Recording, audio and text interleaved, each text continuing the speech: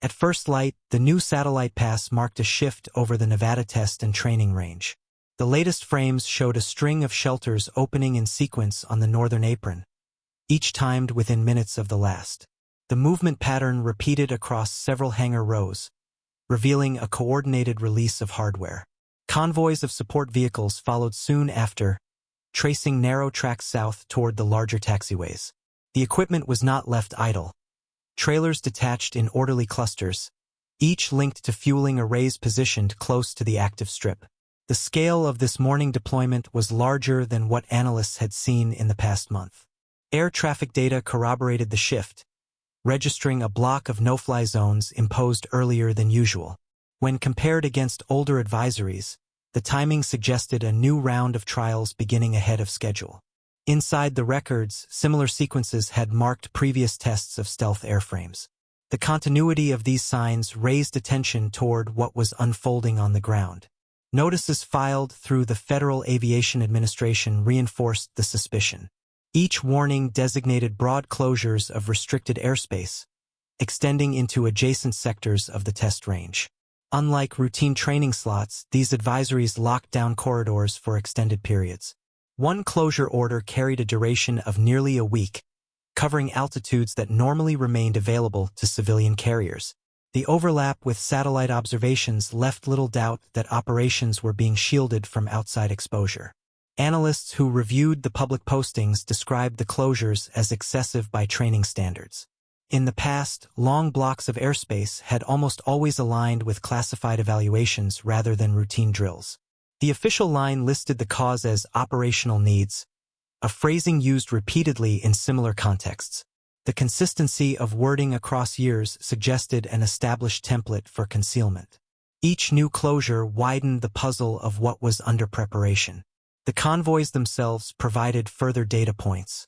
Observed from orbital tracks, their movement pattern involved dispersal to outlying pads south of the primary strip.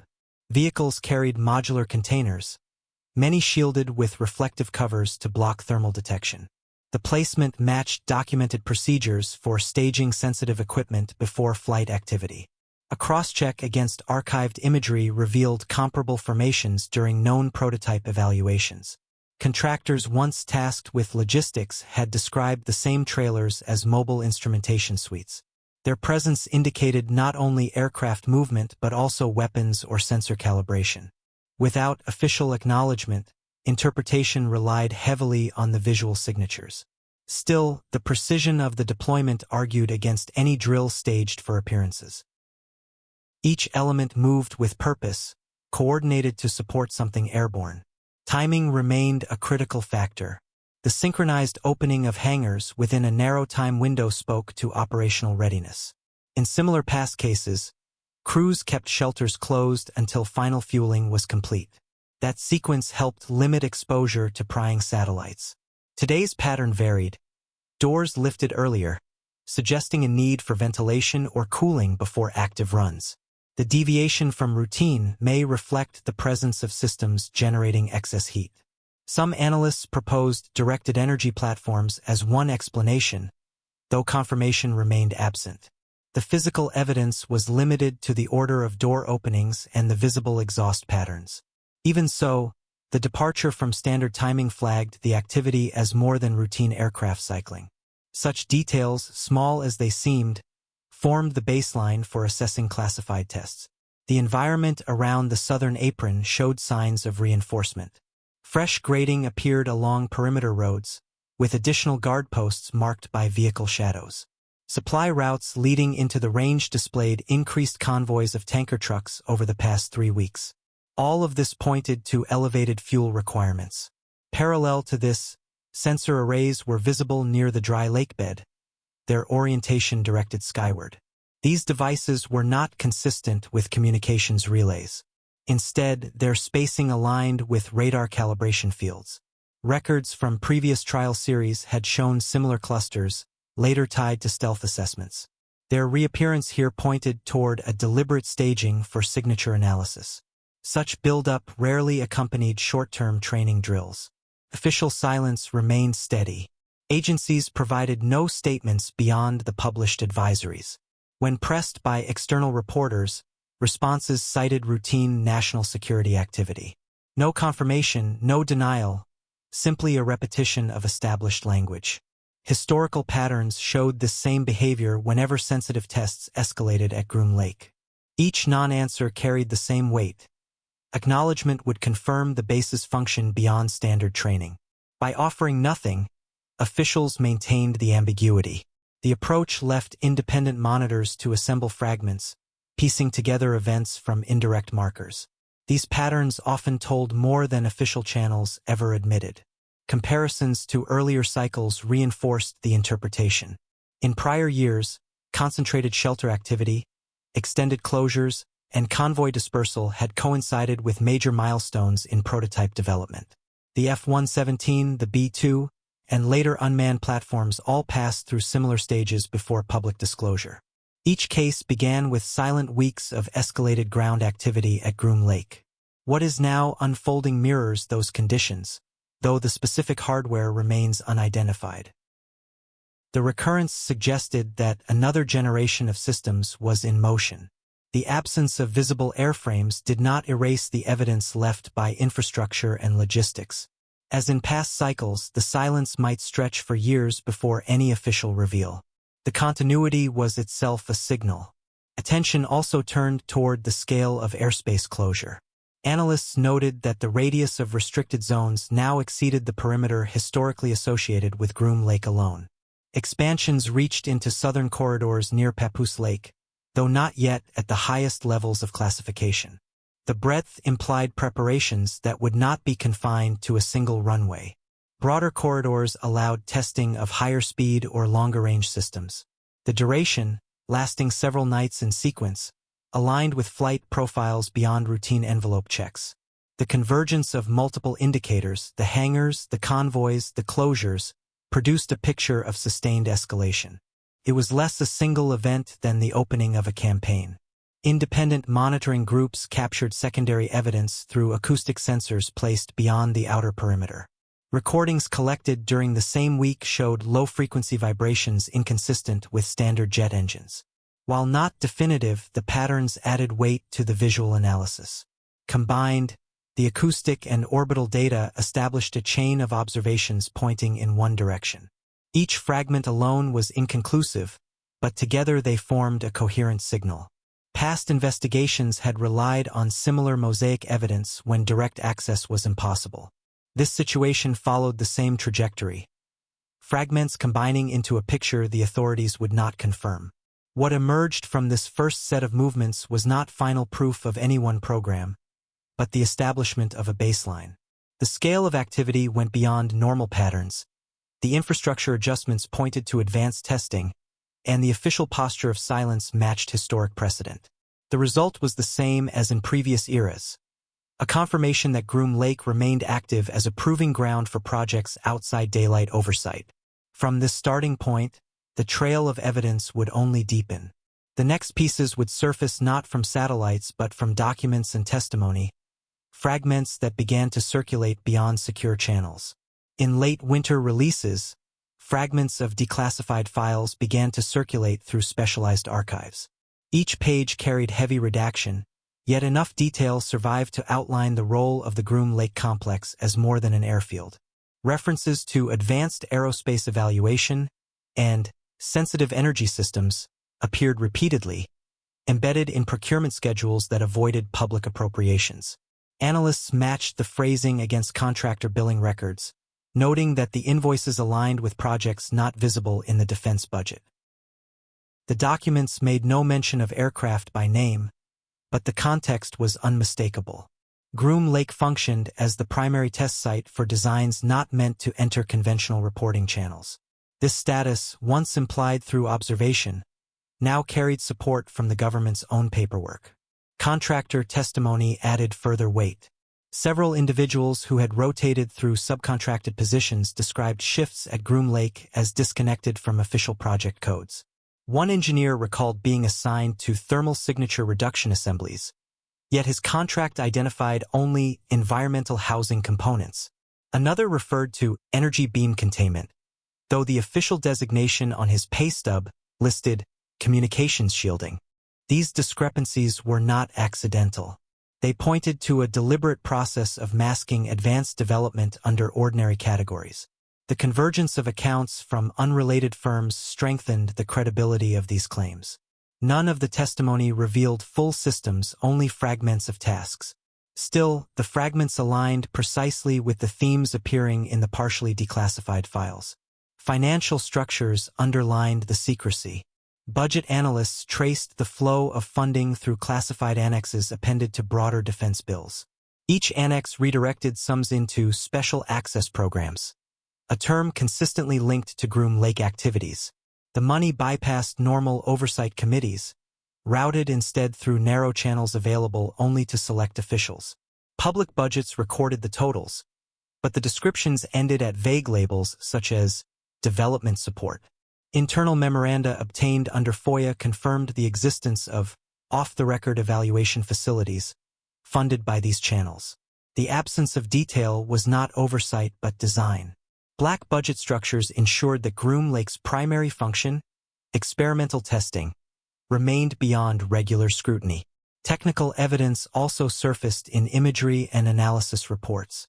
Satellite photos revealed aircraft shapes inconsistent with any acknowledged production models. Their outlines suggested blended wings, angular forms, and surfaces designed to scatter radar.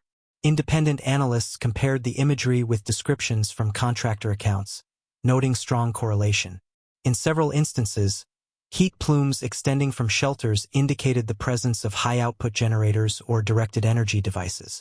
These findings mirrored the claims of subcontractors assigned to beam containment. The pattern pointed toward trials of energy-focused weapons alongside airframes. The imagery alone could not prove function, but when combined with testimony and documents, it provided corroboration. Security practices within the base confirmed the extraordinary status of these projects. Records from contractors noted that workers were transported blindfolded or under heavy blackout conditions. Access badges carried no project names, only numerical designations without description. Payment schedules excluded itemized expenses.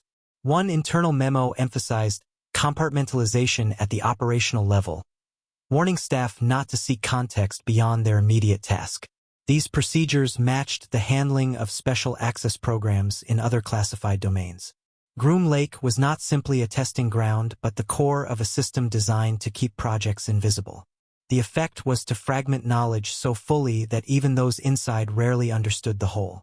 Several testimonies described the rhythm of trial cycles. Engineers mentioned that prototypes entered the evaluation stage in short bursts of flights over the desert, then returned for extended periods of modification. One cycle might last a few weeks, after which silence prevailed for months. During those quiet intervals, workers shifted to simulation or component redesign. This pattern aligned with acoustic monitoring reports, which recorded bursts of unusual sound signatures followed by extended gaps. Together, they mapped the hidden cadence of black-budget development. The consistency across different sources left little doubt about the authenticity of the description. Public confirmation never followed. Each time inquiries pressed officials for comment, the reply remained narrow. Training operations, routine exercises, no further detail. The refusal to even acknowledge the existence of experimental platforms marked the border between disclosed defense projects and the hidden sector. Analysts pointed out that this silence itself confirmed the stakes. If Groom Lake were only a training site, declassified files would not need such heavy redaction, nor would budget annexes steer billions into programs without names. The absence of any acknowledgement placed the base in the same category as other denied facilities that only became public decades later. The disclosures also carried implications for wider defense posture. With prototypes evaluated at Groom Lake, the operational edge of American air power depended on a site unmentioned in public doctrine. The secrecy allowed technologies to mature far beyond foreign awareness before ever appearing in the field. Stealth platforms had once followed this path. Energy weapons and new propulsion systems appeared to be next. Each confirmation of hidden testing suggested a deeper layer still concealed. Observers began to wonder what functions beyond airframes and directed energy devices were being masked within the perimeter. By the end of the review cycle, the convergence of declassified fragments, testimony, and satellite analysis created a clear conclusion. Groom Lake was the nucleus of America's black budget development. Its projects moved through evaluation cycles shielded from oversight, hidden under mislabeled contracts, and confirmed only by indirect signs. What remained unresolved was how far those cycles extended. For every stealth shape or energy trial observed, questions persisted about what else shared the terrain. That uncertainty set the stage for the next phase of inquiry, where the focus shifted from aircraft to weapons trials themselves. During the next series of observations, the sound environment above the desert began to change. Independent monitoring stations positioned along the test range perimeter recorded pulses in frequencies not typical of jet engines. Instead of steady thrust, the patterns rose and fell in sharp bursts, often extending beyond the audible range. Analysts linked these anomalies to directed energy platforms under evaluation. Their reports noted that similar spikes had accompanied earlier classified projects in the late 1990s, when experimental laser systems were known to be under trial at distant ranges. The new recordings, however, were stronger and more sustained. Each captured signature suggested activity centered near Groom Lake, not dispersed across the wider range. The timing coincided with extended airspace closures, reinforcing the impression of weapons tests underway. Local hazard bulletins provided indirect confirmation. Notices issued to nearby civilian facilities warned of elevated electromagnetic interference during specific hours. Utility companies in the area logged customer complaints of disrupted communications, aligning with the bulletins. None of the advisories identified a cause. Instead, they framed the problem as temporary technical disturbance. Records showed the warnings coincided with the nights when the unusual acoustic data had been captured. The overlap left little doubt that the disruptions were linked to classified trials. For analysts, the silence from officials was predictable. Acknowledging electromagnetic effects would reveal more than authorities were prepared to admit. Budget patterns offered another angle. Funding cycles documented in defense appropriations revealed sharp increases in allocations tied to advanced sensor resilience and counter-directed energy research. These categories appeared in the same fiscal years as the recorded spikes around Groom Lake. The parallel suggested that black budget procurement pipelines were advancing in sync with field tests. Public justification of these funds remained vague, citing only future threat response. The phrasing mirrored language used decades earlier during the stealth development era. Observers noted that when budgets moved in tandem with unexplained field activity, the correlation almost always proved significant in hindsight. Security posture on the ground adapted alongside the tests. Satellite frames showed convoys deploying additional sensor vehicles along the southern apron. Their placement resembled mobile shielding units, positioned to protect surrounding equipment from radiation exposure. Contractors had previously described these vehicles as containment buffers, used to monitor stray emissions during trials. Their reappearance in the new imagery aligned precisely with the timing of the acoustic and electromagnetic anomalies. Each layer of observation sound, power disruption, budget alignment, and vehicle deployment stacked into a coherent pattern. None of it was officially confirmed, yet together the pieces left little room for alternative interpretation. The pattern of tests followed a discernible rhythm. Spikes occurred primarily between dusk and midnight, then again in shorter windows before dawn. This schedule minimized outside detection while still allowing repeated trial runs under cover of night. Observers on public land south of the range reported faint flashes on the horizon during those hours. Though visually ambiguous, the timing matched the acoustic records. Past programs had followed similar nocturnal schedules, from stealth aircraft trials in the 1980s to unmanned drone evaluations decades later. Groom Lake's operators appeared to maintain the same approach, adapting only the technologies under test. Radiation monitoring stations added a further dimension. Independent researchers detected low-level surges on nights matching the recorded spikes. Though not high enough to trigger health warnings, the fluctuations indicated active experiments involving directed energy. Local emergency service logs showed increased inquiries about radiation safety, yet officials declined to release detail. The agencies responded with the same phrasing as always: All operations remain within established safety parameters. Such statements revealed nothing, yet their repetition in every cycle underscored the ongoing presence of concealed weapons trials. The secrecy around procurement pipelines reinforced the interpretation. Contractors described working under non-disclosure agreements that extended beyond normal security clauses. Payment trails for these projects bypassed standard auditing channels. Instead, funds arrived in lump sums marked for operational continuity. Analysts recognized this language from previous investigations into black budget practices. It ensured that trial activity left minimal trace in conventional records. Groom Lake's weapons tests were therefore shielded not only physically but financially. The system was designed to prevent external tracking from either observation or budget oversight. Comparison with foreign developments highlighted the stakes. Declassified intelligence reports revealed that adversaries such as China and Russia were pursuing parallel research into directed energy systems. Groom Lake's intensive trials appeared to be America's response, carried out under layers of secrecy. Observers noted that both acoustic anomalies and electromagnetic disruptions at Groom Lake spiked in periods following reports of foreign breakthroughs. The timing suggested a reactive cycle, with U.S. programs accelerating whenever rivals advanced. While this could not be confirmed officially, the circumstantial evidence fit the established pattern of covert competition. By the end of the observation period, the evidence pointed clearly to a sustained campaign of directed energy testing at Groom Lake. From sound signatures to electromagnetic disruptions, from budget increases to logistical deployments, each fragment reinforced the same conclusion. Officials continued to deny any acknowledgement, but the indirect record was conclusive enough for independent analysts. What remained uncertain was the full scope of these weapons.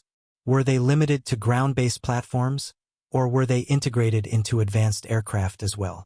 The ground evidence alone could not answer. That gap opened the path toward the next set of findings, which pointed not to domestic prototypes, but to relics brought in from outside American development. Midway through the cycle of recorded activity, analysts compiled a summary of what had been established so far. Evidence consistently pointed to Groom Lake operating as a proving ground for both experimental aircraft and directed energy systems. Each phase of observation reinforced the view that the facility functioned as the center of America's most secretive aerospace development. Acoustic signatures, electromagnetic surges, and restricted air corridors had already outlined the scale of hidden weapons trials. Yet as the review of documents and testimony widened, a parallel narrative began to take shape, one less about creating new technology, and more about storing what had been taken from others. This secondary role had long been suspected but rarely supported by detail. Now, fragments from archives and former contractors offered substance. Declassified intelligence summaries, some dating back to the late Cold War, made indirect reference to secured adversary platforms. The phrasing appeared in logistical appendices attached to foreign material exploitation programs. Normally, such items would be cataloged at open ranges like Wright-Patterson. Yet multiple reports inserted Groom Lake into the chain of custody without elaboration. One memo listed transfer of disassembled assemblies to Nevada site, with no further identifiers. Researchers comparing the timelines noted that the shipments coincided with the collapse of Soviet hardware in Eastern Europe. The timing suggested a flow of foreign equipment into the Groom Lake system for long-term storage. Redactions obscured the specific models, but enough fragments remained to confirm the pattern. Former logistics staff provided supporting testimony. A contractor described being tasked with receiving containers marked with Cyrillic notations. He recalled that these crates were routed directly into restricted shelters on the south end of the complex. Another spoke of Chinese avionics modules being cataloged under false designations before removal to underground storage. Both accounts emphasized that the work was performed under extraordinary security. Personnel were told not to ask questions, only to verify seals and record serials. Payment records later showed that these contractors were compensated through special access channels rather than routine defense contracts. The procedures mirrored those used for handling America's own most sensitive prototypes, which lent credibility to the claim that foreign relics were treated as strategic assets. Satellite imagery gave further hints. Certain sections of Groom Lake displayed earthworks inconsistent with flight testing needs. Large graded mounds appeared near storage clusters, followed by the rapid covering of disturbed ground. Analysts interpreted these as burial or concealment operations. Past cases at other ranges showed that when sensitive material could not be dismantled safely, it was often sealed and buried under controlled conditions. Groom Lake appeared to host similar operations, though on a larger scale.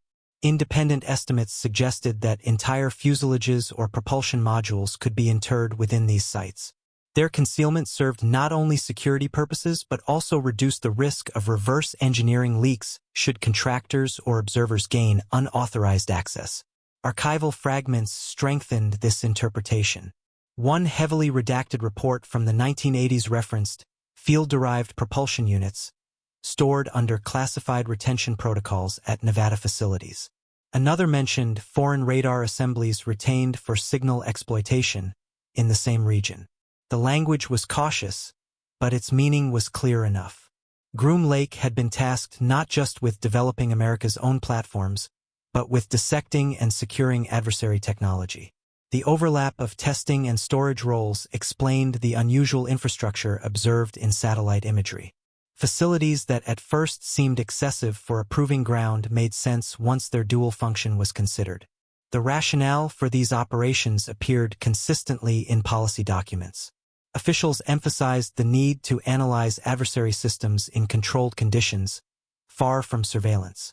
Groom Lake's remoteness made it ideal. By burying or archiving foreign wreckage under classified protocols, the risk of exposure was minimized. Analysts observed that such measures reflected not only technical concerns but also political caution. Public disclosure of the scale of captured technology could have escalated tensions or exposed vulnerabilities in U.S. defenses. Concealment therefore served both security and diplomatic ends. Contractors who handled the materials were reminded repeatedly that their work did not officially exist. Independent monitoring could not confirm the content of buried sites, but it did register signs of extensive underground activity. Heat anomalies detected in winter suggested large climate-controlled storage beneath the desert floor. Vehicle tracks leading to sealed access points reinforced the interpretation of subterranean facilities. Unlike surface hangars, these sites showed no signs of aircraft operations. Instead, they functioned as static repositories. Observers concluded that Groom Lake's role as a burial ground for foreign technology was not symbolic but literal. Such repositories ensured that recovered systems would never reappear in open circulation. The cumulative record left a clear impression. Groom Lake's daily function revolved around active trials of black-budget aircraft and weapons, but an equally important mission involved hiding and dissecting foreign technology. Dismantled Soviet and Chinese hardware, once active threats, now lay buried under Nevada soil or archived in underground vaults. Contractors described fragments, satellites revealed ground disturbances, and documents confirmed storage directives.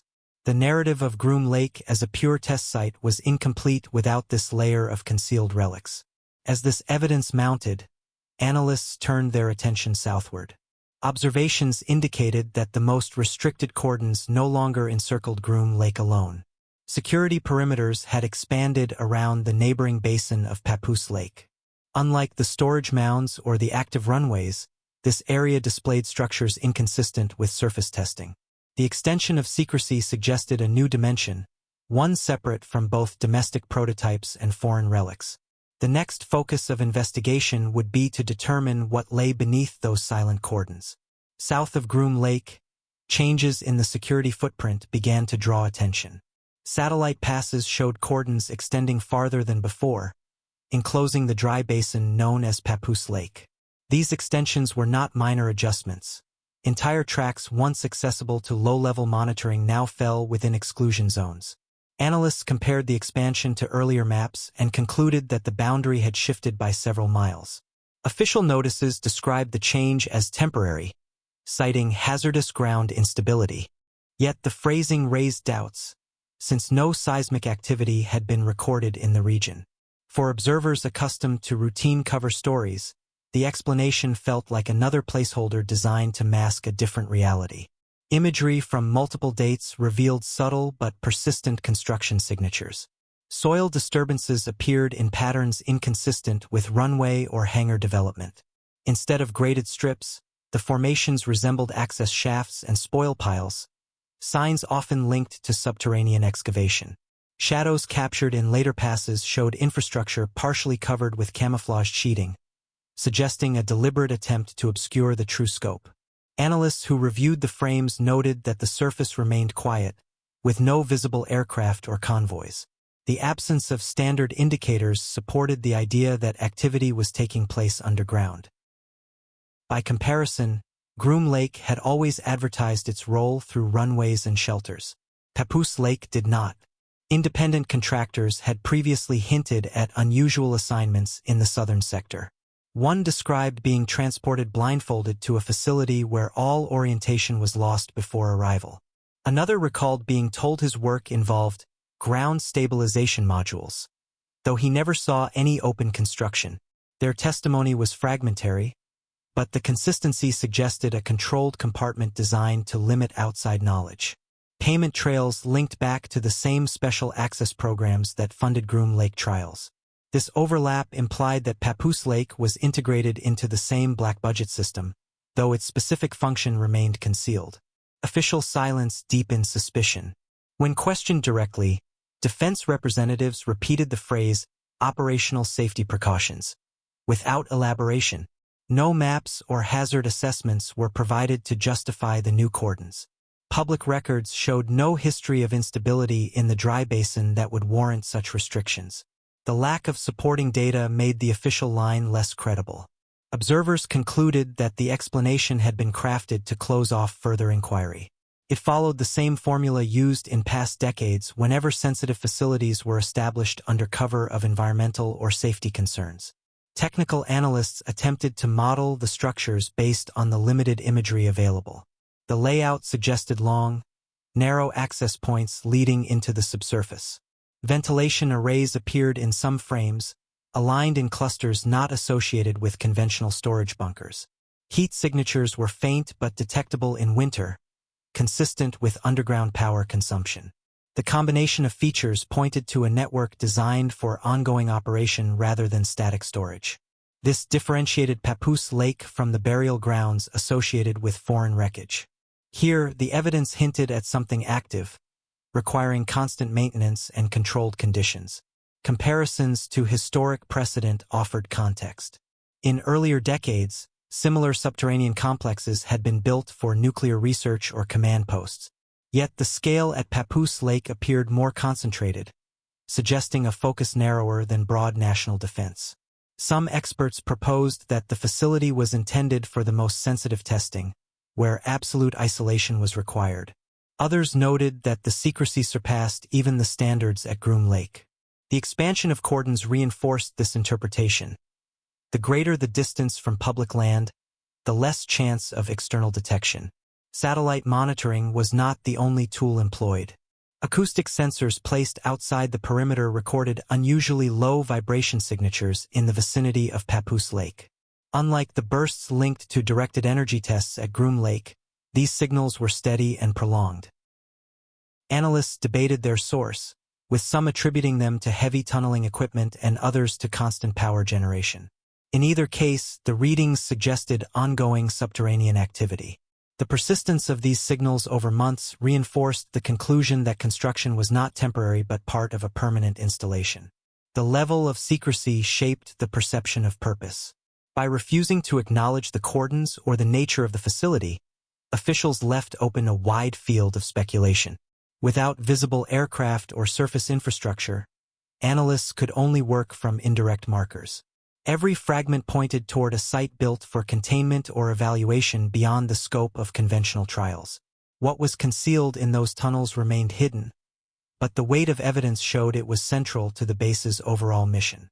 The silence surrounding Papoose Lake was louder than any statement could have been. By the close of this phase, the picture had split. Groom Lake remained the known center for airframes, weapons, and foreign relics. Papoose Lake emerged as a new node, sealed under layers of excavation and extraordinary security. The expansion of secrecy in this direction marked a transition in the investigation. The next indications would not come from soil disturbances or hazard bulletins, but from sightings overhead, reports of craft moving above Papoose Lake in ways that challenged existing aerodynamic profiles. Independent observers stationed at ridgelines south of the test range began to record anomalies above Papoose Lake. During twilight hours, angular silhouettes appeared against the fading horizon, their outlines distinct yet inconsistent with any known aerodynamic profile. Witnesses described movements sharper than conventional aircraft could achieve, with abrupt course changes executed without visible banking. Radar enthusiasts positioned with portable arrays logged intermittent returns during the same windows. The signals appeared and vanished within seconds, consistent with active cloaking or unconventional propulsion effects. No corresponding flight logs were ever released through official channels, leaving the sightings uncorrelated to any acknowledged operation.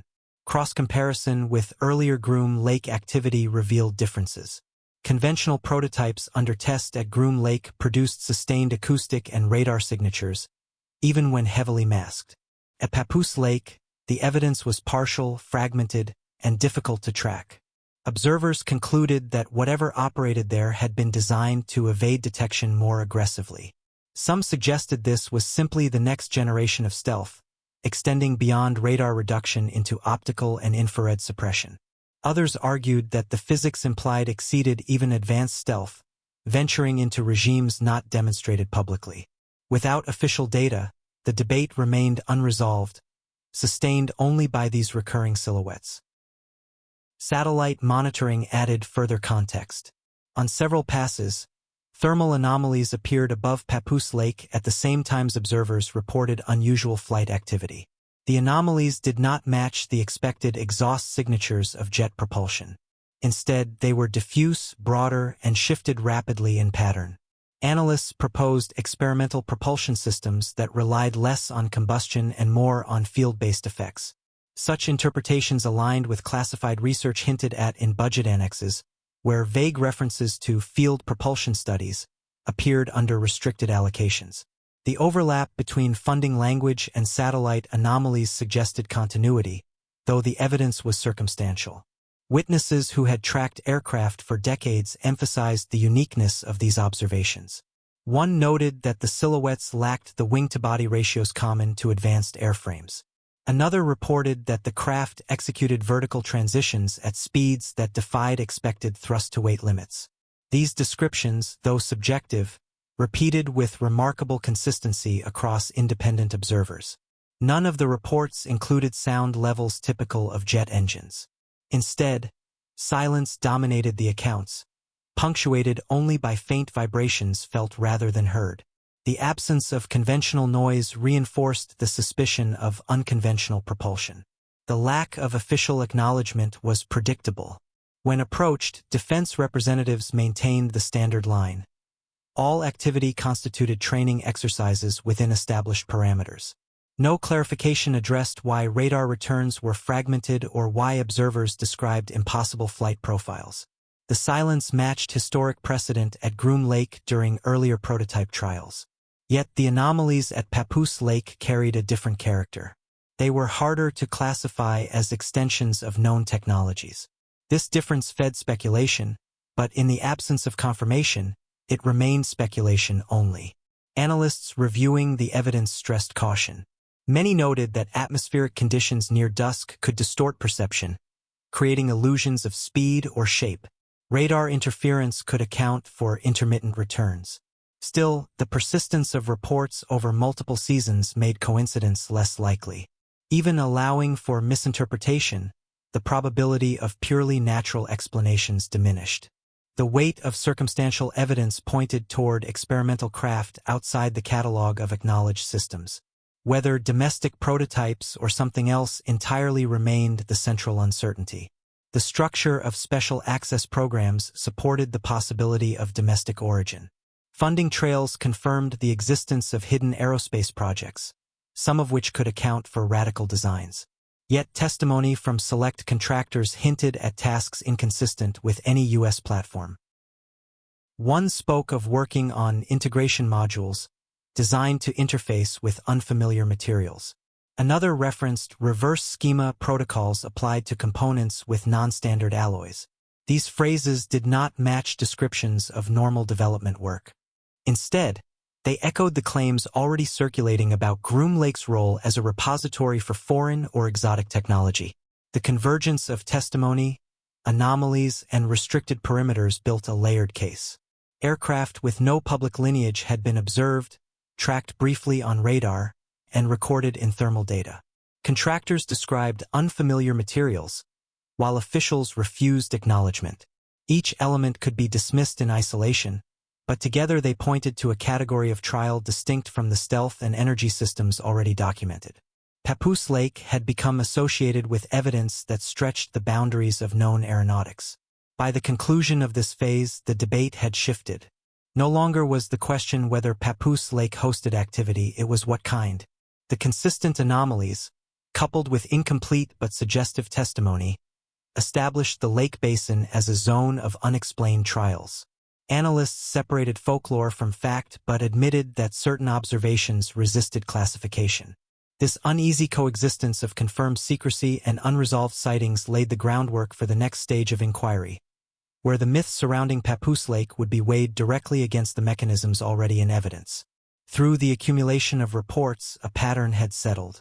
Groom Lake supported aircraft trials, directed energy testing, and secure storage of foreign wreckage. These functions were documented through satellite frames, declassified fragments, and contractor testimony. Yet the focus on Papoose Lake introduced a new layer: angular silhouettes, thermal anomalies, and unexplained propulsion effects. Analysts found themselves dividing the evidence into two categories: the confirmed and the unresolved. This division marked the point where myth began to intertwine with fact, a point the record could not fully clarify. Papoose Lake, more than Groom Lake, generated claims that defied neat classification. Specialists in aerospace monitoring cautioned against conflating folklore with operational data. They pointed out that many legends surrounding Area 51, from alien craft to subterranean vaults, had no basis in verifiable records. Still, the persistence of unexplained sightings over Papoose Lake made dismissal incomplete. The same observers who had correctly identified stealth trials at Groom Lake now reported craft outside known aerodynamic envelopes. Their credibility complicated efforts to explain the anomalies away as optical illusions or atmospheric effects. The testimony carried weight precisely because it came from seasoned monitors, not casual witnesses. Analysts working with acoustic and thermal datasets highlighted the tension. On one side, directed energy trials and stealth prototypes could account for many of the recorded anomalies. On the other, certain flight behaviors, abrupt vertical transitions, sustained silent movement, remained outside the catalog of known technologies. Reports of field propulsion in budget annexes offered a possible link, but the phrasing was too vague to confirm. The mechanisms visible at Groom Lake blurred into speculation when applied to Papoose Lake. In that blur, rumor gained traction, filling gaps official silence refused to address. Public narratives about Area 51 fed into this ambiguity. Since the 1980s, claims of extraterrestrial craft stored in Nevada had circulated widely, amplified by cultural outlets. For years, analysts dismissed such stories as distraction.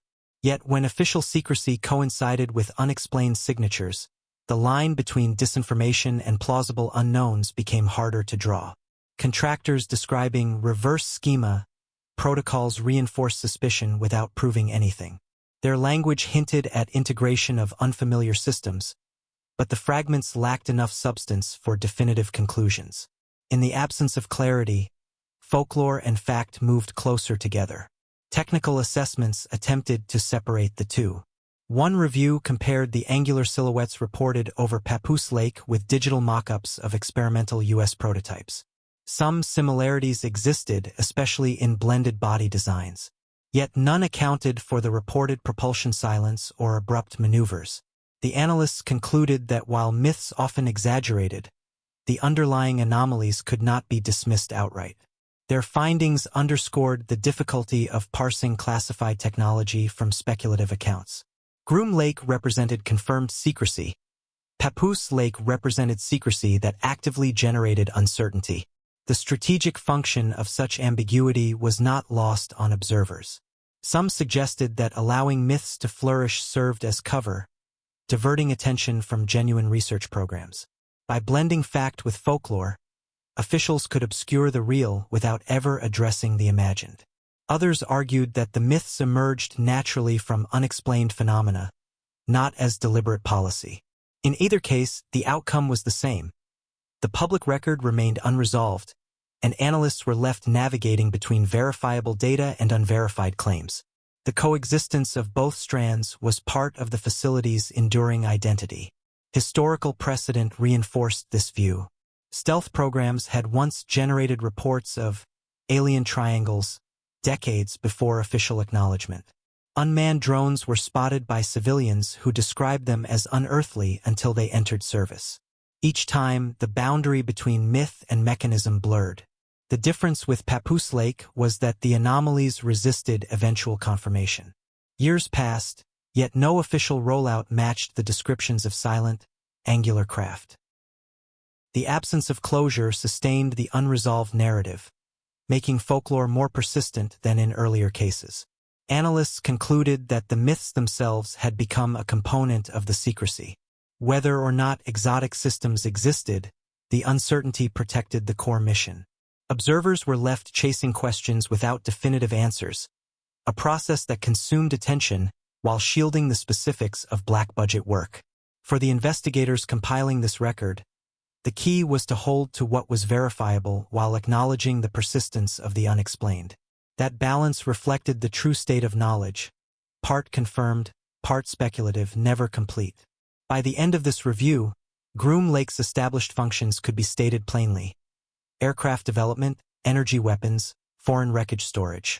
Papoose Lake, in contrast, remained defined by sightings that resisted explanation.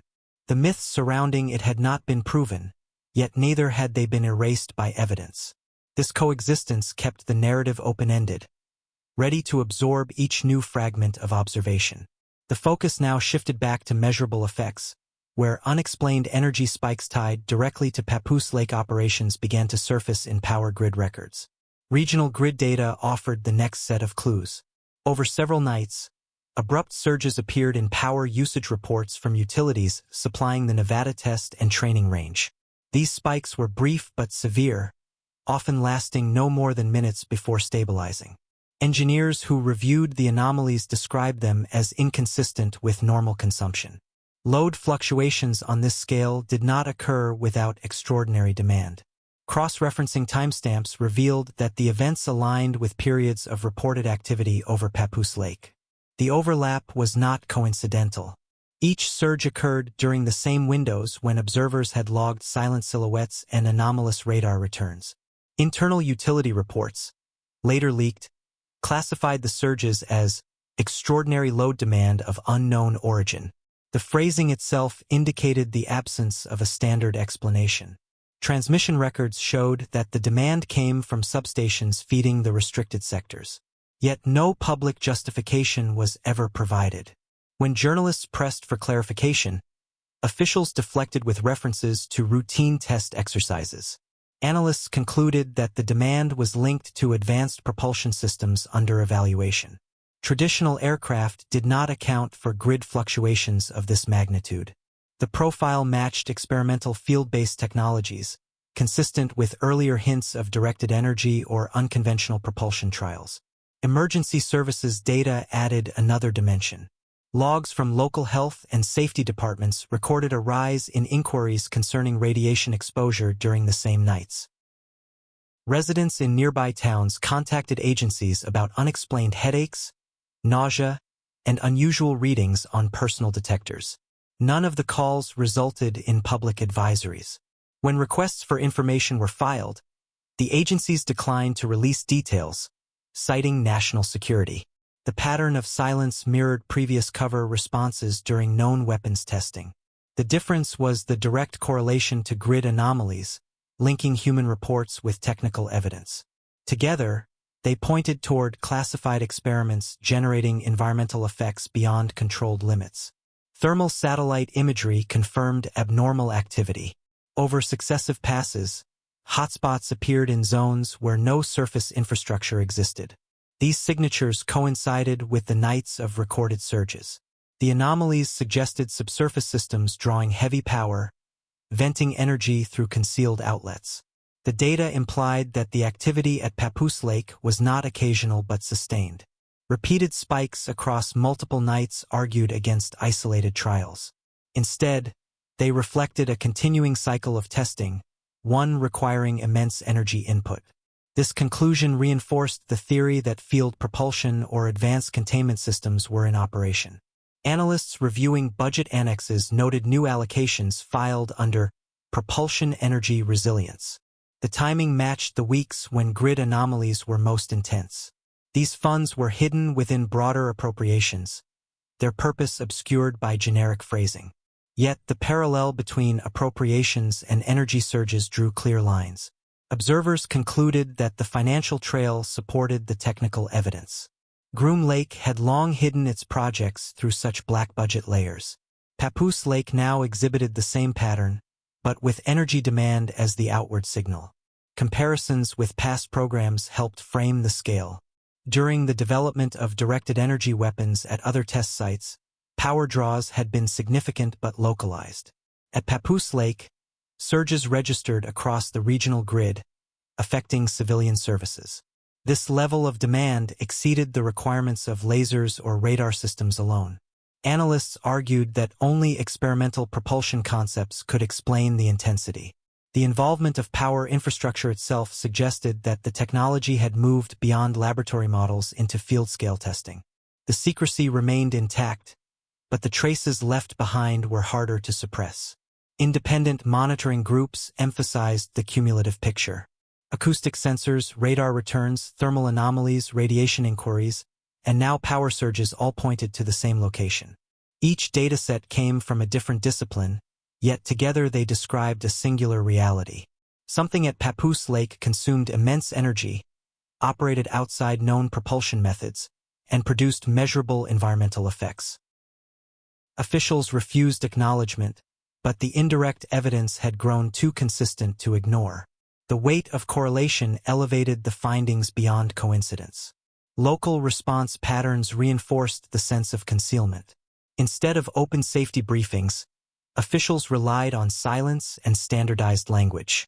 Hazard bulletins made no mention of radiation or grid instability. The absence of transparency deepened concern among analysts, who saw it as confirmation that the experiments pressed into uncharted domains. Secrecy was not only about protecting technology but also about containing the consequences of its operation. By refusing to disclose, authorities avoided accountability for the anomalies observed. The evidence left analysts divided between caution and alarm. Some saw the surges as proof that advanced propulsion was nearing operational readiness. Others warned that untested systems could pose risks well beyond the perimeter, as the grid disturbances suggested. Regardless of interpretation, all agreed that Papoose Lake was now central to the investigation. Its role extended beyond storage or occasional flights into sustained, energy-intensive trials. By the close of this phase, the record had shifted again. Aircraft prototypes and energy weapons defined Groom Lake. Foreign wreckage shaped its secondary mission.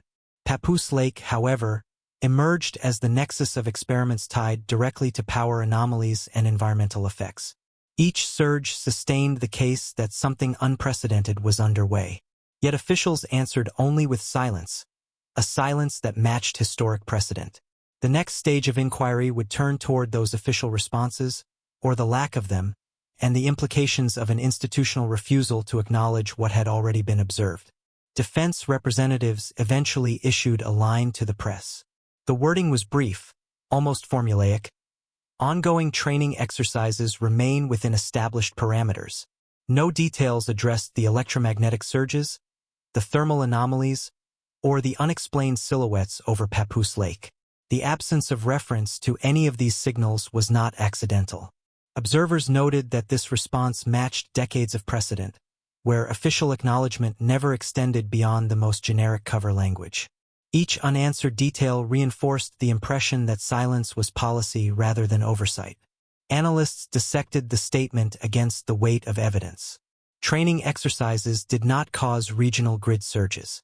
They did not prompt radiation safety inquiries or generate fragmented radar returns.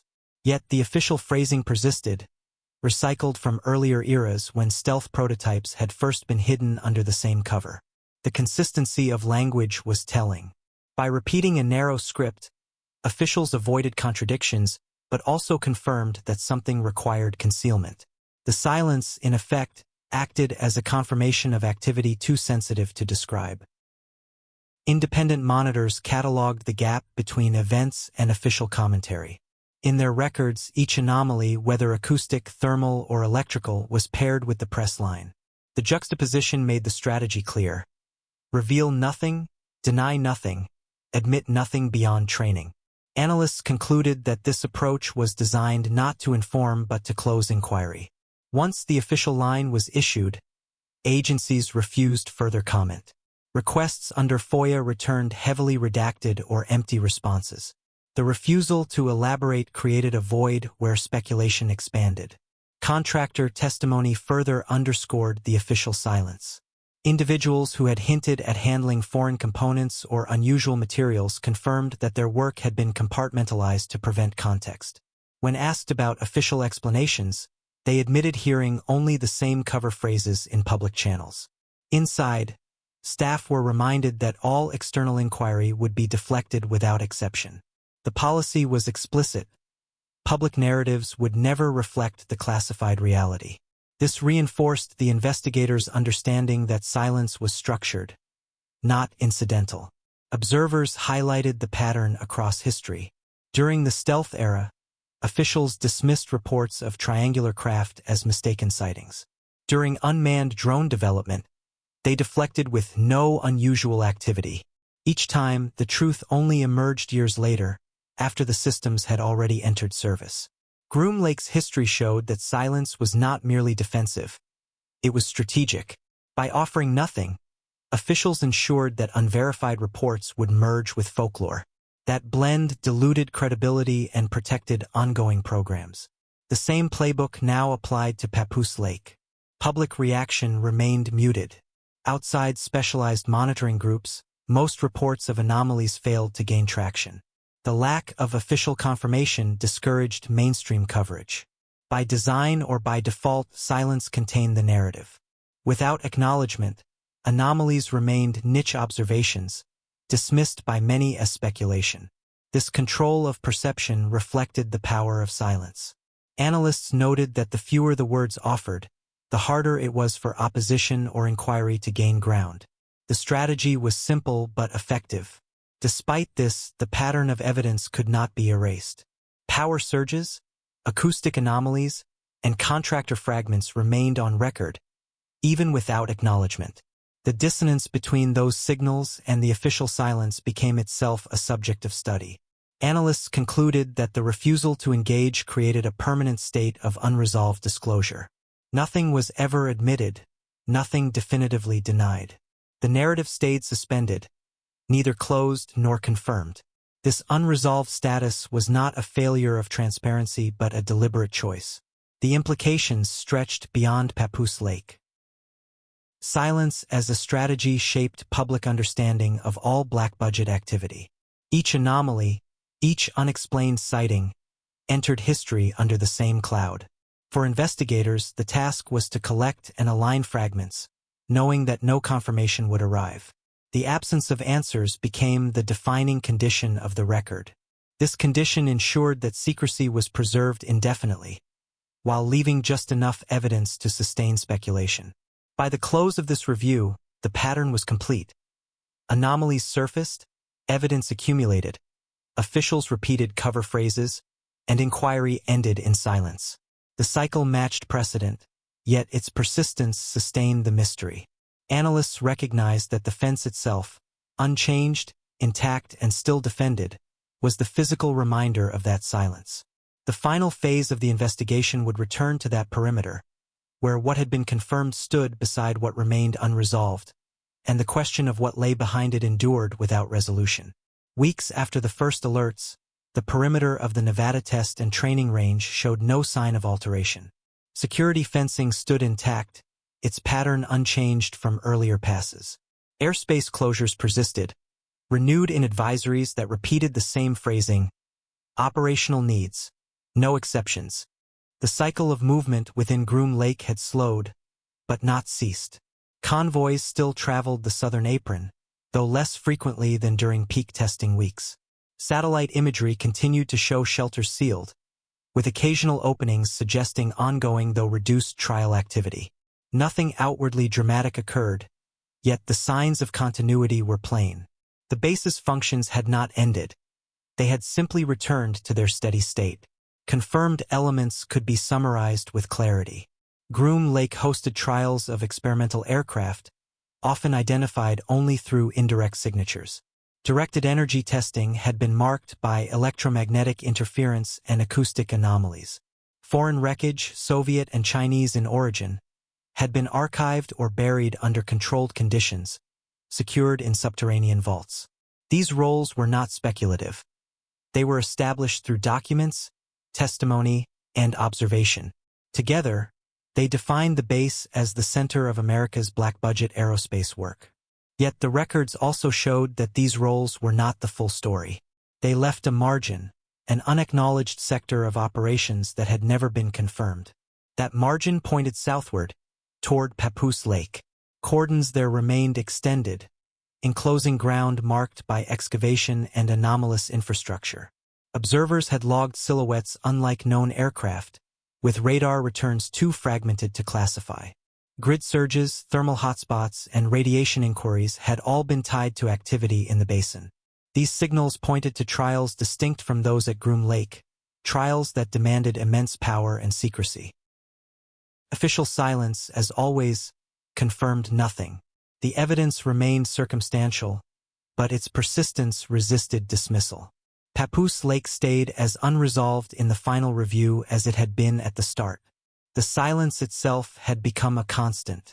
Officials offered no more than the narrowest press lines, repeating language used for decades. Requests for elaboration produced redacted or empty responses. Contractors admitted that their work was compartmentalized to prevent even internal clarity. Independent monitors continued their efforts, but each new anomaly fell into the same pattern. Observed, recorded, deflected. This cycle ensured that no disclosure ever occurred. The fence around the base became the visible symbol of this condition, a barrier not only of wire and security but of words withheld. Analysts concluded that the deliberate absence of detail preserved secrecy more effectively than denial. By acknowledging nothing, agencies created a void where speculation grew unchecked, absorbing anomalies into folklore. This blurred line protected the programs within. Groom Lake's projects matured under this shield for decades before surfacing. The same could now be said of directed energy systems. Whether the silhouettes above Papoose Lake would one day be revealed as domestic prototypes or remain unresolved indefinitely could not be determined. The enduring silence kept all possibilities suspended. The rhythm of operations reinforced this impression. Periods of escalation produced measurable effects. Convoys, surges, anomalies, followed by phases of quiet where the perimeter appeared unchanged. This alternation ensured that outside attention ebbed and flowed without ever reaching resolution. The fence endured, the silence returned, and the cycle repeated. For investigators, the task was not to solve but to document, to track fragments that together outlined a story never intended for full disclosure. The record ended where it began, with partial evidence and unanswered questions. Historical precedent suggested that some of what had been seen would eventually emerge. Stealth aircraft, drones, and sensor platforms had all passed through Groom Lake before entering open service. Yet precedent also showed that not all projects surfaced. Some remained sealed indefinitely, their traces erased except in the fragments preserved by observers. Papoose Lake belonged to this unresolved category for now. Whether it marked the site of radical propulsion, reverse-engineered systems, or another layer of concealment altogether remained beyond reach. The silence ensured that speculation would continue, just as intended. At the conclusion of the inquiry, the status of Area 51 could be stated plainly. Confirmed functions included aircraft trials, energy weapons, and foreign wreckage storage. Beyond these, anomalies centered on Papoose Lake remained unverified but persistent. The pattern of silence from officials matched historic precedent, preserving ambiguity. The fence stood as the physical reminder of this condition, unchanged despite weeks of scrutiny. Observers accepted that the central question remained unfinished. Behind the fences, the truth was not denied, not admitted, and never explained. The record closed with the same silence that had defined its opening hours, leaving what lay beyond deliberately unresolved.